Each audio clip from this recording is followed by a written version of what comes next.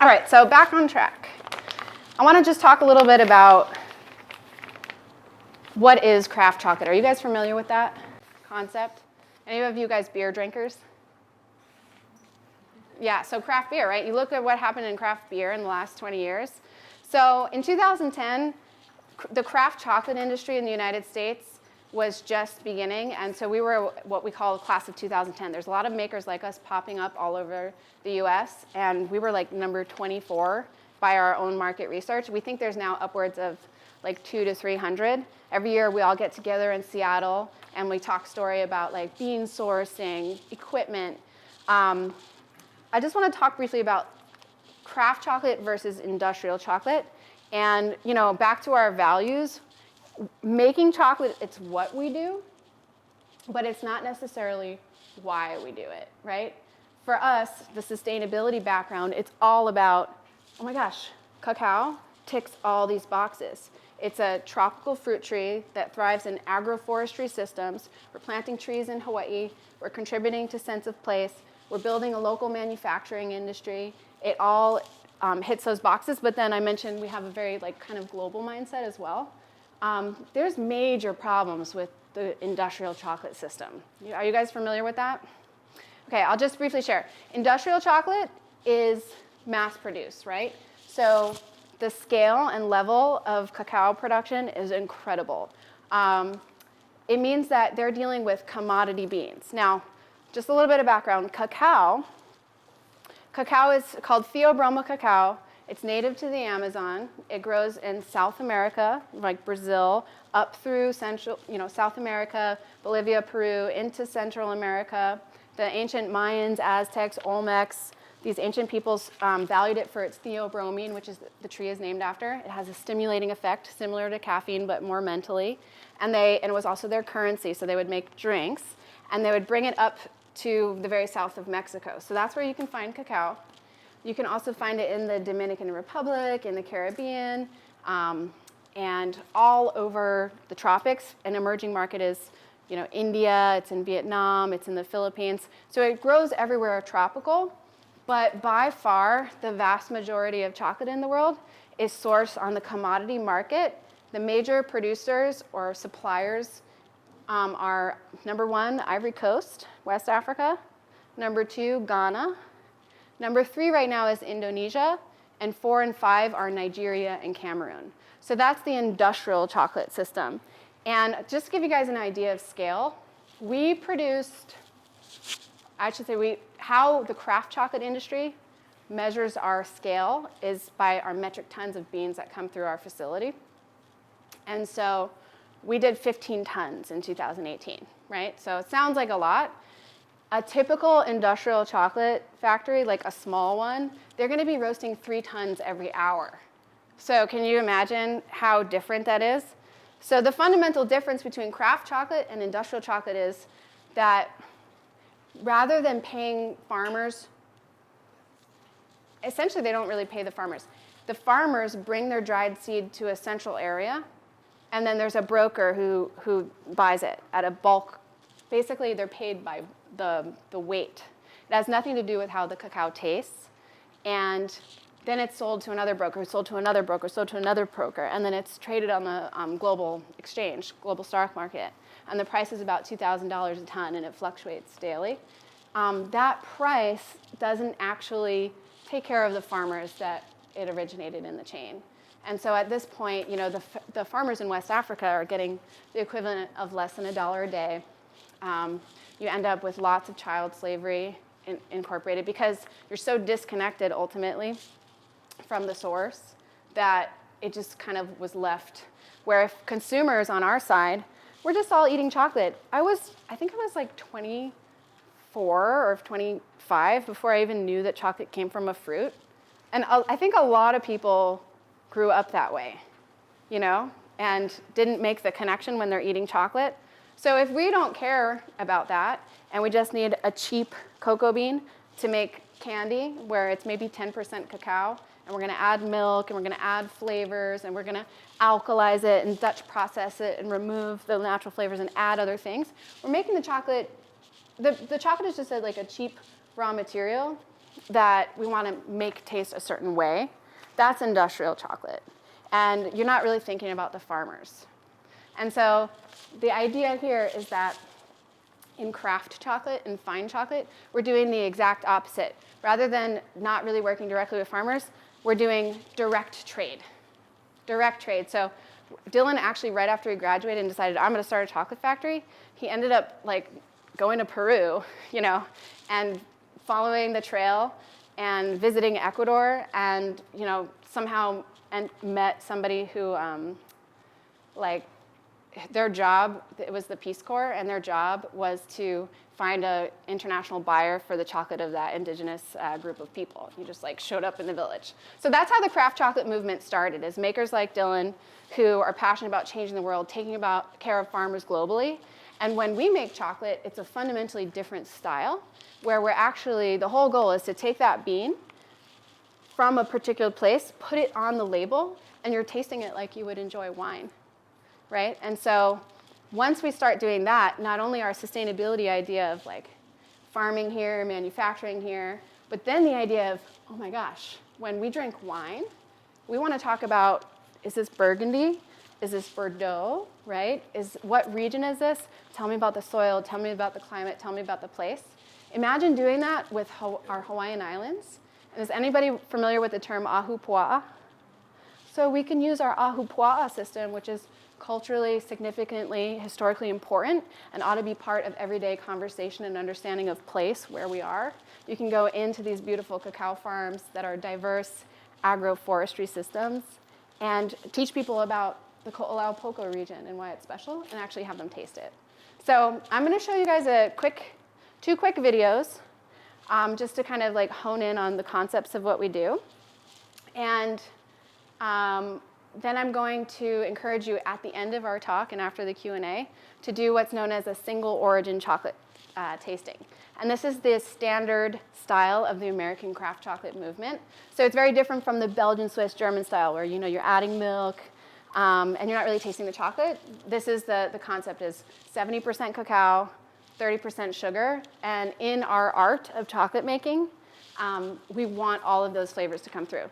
For example, nobody tells the winery, let's put some, you know, this is a great grape, wonderful vintage, but let's just put some caramel syrup and some milk in it. And you're like, that's not the point, right? Because if we make milk chocolate, if we make candy, you know, we can do it. As a house of chocolate, we can do that.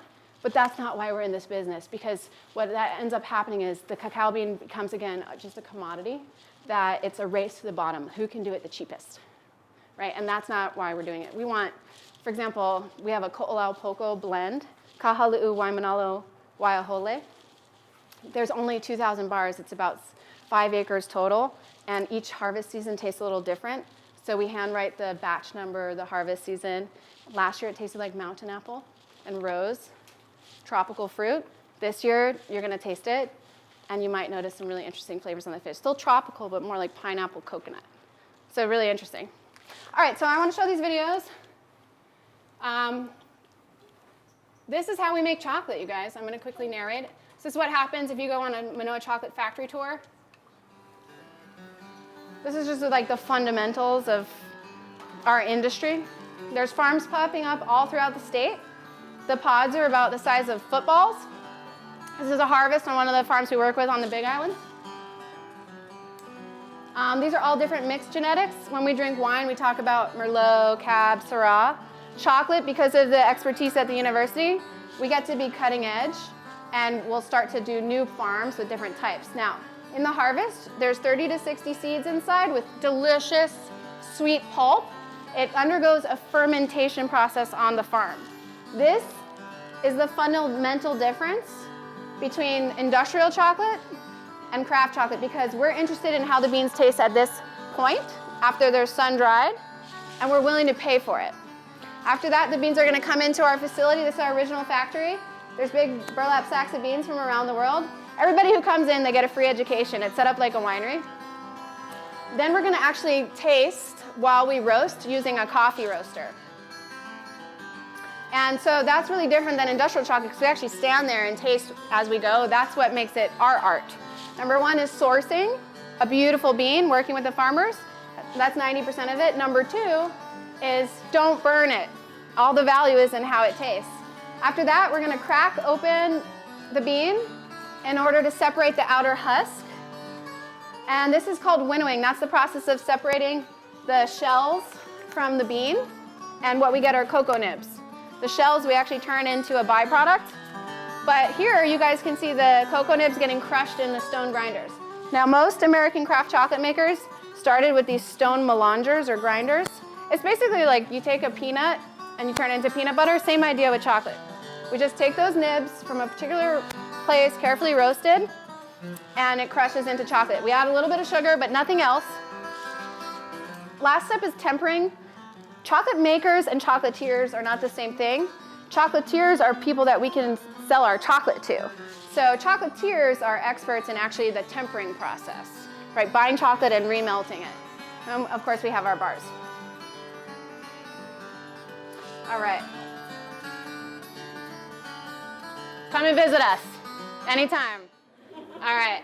So I mentioned scale. I mentioned that this is an emerging market. You know, we're in like the second wave of craft chocolate makers. Now there's a lot more. We didn't have the equipment that we needed because it didn't exist in the market. So a lot of the craft chocolate makers had to build their own. So I just want to give you guys a little slice of how we started. And that process of winnowing, this was Dylan would, before he graduated, he would go hang out at the UH engineering, like the CTAR engineering lab, and try to figure out a way to deshell the bean affordably. So I'm just going to fast forward to that part here in our original factory. So this is how we did it.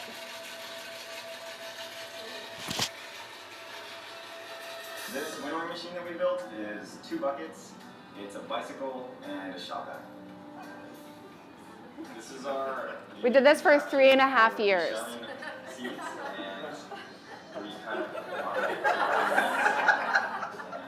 Whatever it is, you can do it. You just have to build it. So the shells get sucked up and over, and the tricycle was my idea. Crack the beans.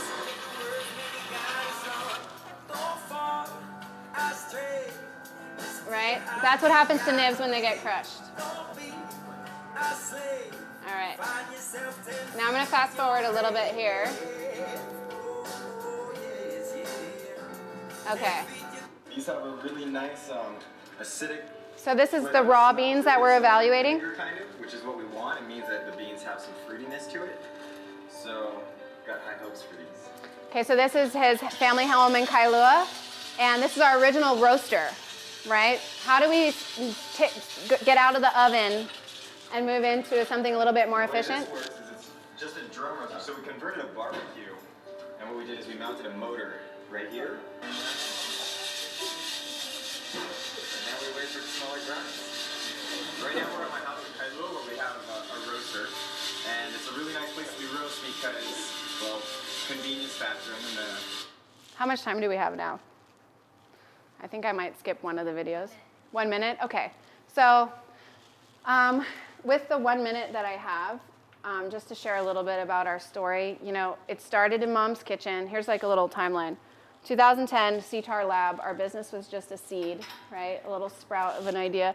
2011, Mom's kitchen, and at that time, chocolate in Hawaii was new, so we were able to get all of our packaging and process done for our first batch, and we launched our company at the first ever Hawaii Chocolate Festival. So I feel like our business has been growing. It was like, you know, right place, right time, saw the opportunity, and did it, and didn't take no for an answer. And if there wasn't a machine, we built it. And I think a lot of other craft chocolate makers actually saw that and started their own. And now he goes to Europe and like teaches European, German, Swiss makers about how to do this style of chocolate. So it's really fascinating. And it was in 2012 is where you saw our tricycle-powered equipment. That was when things got real, because before it was about like having fun, doing test batches, friends and family volunteering, and then in 2012 we started, you know, paying lease rent. And we were just a seedling. We were one-dimensional. We were making chocolate bars, And Dylan thought, oh, we're gonna wholesale. We're gonna be a chocolate factory. We're gonna wholesale. Of course, that didn't happen until like 3 or 4 years later, right? So we just happened to be really lucky that because we were doing something so interesting and there was foot traffic, we ended up becoming a retailer. And we were able to make money right away because we were able to sell everything that we produced, and there was an instant turnaround. So we were able to steadily grow the business. And if it wasn't for being up above Cinnamons, I don't know. I guess my point is that a business is much bigger than you, and you're a part of an ecosystem, and you have to be flexible and adapt, and you got to stay true to your values, but you're going to grow in different directions based on opportunities. And so in 2013, we had 5 to 8 people. I joined full-time in 2010. We had 10, and we've just been growing exponentially since that time. What's really interesting now is that we have different aspects of our business. We have our retail, which is our tasting room, our tasting line. We have our wholesale, so we can sell to restaurants, chocolate makers, coffee houses, pastry chefs. Also, you can get us at Whole Foods, our fields, down to earth. So finally, we're there, but it takes time before people trust you that you're not going to go out of business, and you have to show, that you're going to be here to stay. We also have distribution, so that means we have sales globally in different markets. We have distributors. For example, as we grew the company, we all wore very different hats along the way. Dylan's done every single job. I've done almost every single job except for making the chocolate. I'm an expert taster. I give a lot of feedback. I'm a chocolate sommelier. He's the maker. So I've done, I've been the wholesale manager. I've been the sales. I've been the retail manager. And it's just, that's a really interesting process to like build something, create it, and then have to pass it off. And it's like a constant process. Now we can do experiences. We've got really good. You can have wine and chocolate pairing events. You can, come on a tour. You can have a party there. And we also do private label. So if there's a farm on, for example, we work with Lidgate Farms on Kauai. That's their estate. It's their farm. It's their family land. They plant cacao. They do a beautiful job fermenting and drying. We receive the beans. We give them our feedback. We say, ooh, these ones taste like toasted, walnuts and cinnamon bread. Or, this one has hints of cherry. And I'm not kidding, that's our business. And they want my feedback, and I do like an evaluation and a write-up, and I say, oh, this one tastes like eating burnt wood.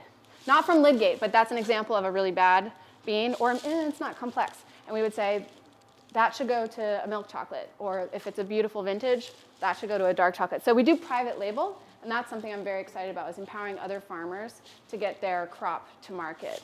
So my point is, it's a tree, right? Our roots are why we're doing what we're doing. And as you can see here, I listed global social responsibility, developing a new industry, being a part of an ecosystem of new companies in Hawaii that are all connected, supporting agroforestry. The trunk, as I mentioned, it's the making of the chocolate. That's become a passion. Now I'm like I'm really passionate about learning about wine, and I'm a foodie, and I would have never imagined that being us. But any one of these things, this is a healthy business now. 7 years later. Any one of these things can augment, or we can remove. And as you grow your company, it's up to you to decide where you want to focus. And the takeaway is like, stay true, focus, focus, focus. One more thing, because I know we're running out of time and we can do Q&A. It's a family business. That's been really interesting. My sister now used to be Dylan, running around like a chicken with his head cut off, friends and family volunteering. At one point, we had to invoice, people for our wholesale accounts, and somebody just needed to check the mail and respond and pay bills. So his mom, Jill Butterbaugh, a wonderful mother-in-law, would do all of our administrative tasks, including our payroll and collect the hours. I recruited my sister to come back home to Hawaii. Isn't that the ultimate dream, right? Okay, they get to come home because we started this business. And she is now the general manager. So it frees us up. She knew our business, she knew us, and she just has that business savvy. So she's now running the show, essentially, and Dylan gets to focus on things like starting a farm, starting new businesses that can supply us, making sure that we're getting new equipment to scale to the next level. These are really specialized things. I can be here right now instead of doing payroll, right? So, and then my brother-in-law, Carson, has kept us Instagram and marketing fresh. So we started this thing called Kraft Chocolate TV. He's 12 years younger than my husband, and he's just like really fun to bring that perspective into our marketing and branding. And so we started this thing called Kraft Chocolate TV. Oops. Not sure what, here we'll go to ManoaChocolate.com.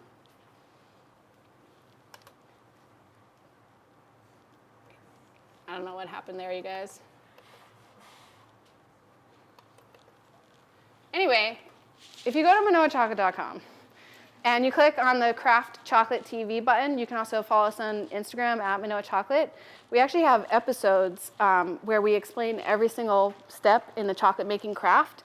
And we do it because we have lots of knowledge and information to share, but also to help other craft chocolate makers in our industry to not learn the hard way and to be successful. Because it's not a competitive industry like other industries. We want more people being chocolate connoisseurs who care about where chocolate comes from, for all of us to be successful, for all of us to have a better impact on the world. We want to see that shift. So Kraft Chocolate TV talks about every single step in the technical process. And in particular, there's one on the business of chocolate, where we're talking about just the ins and outs of like how to grow a healthy business. All right, I think that's it, right? Thank you guys so much.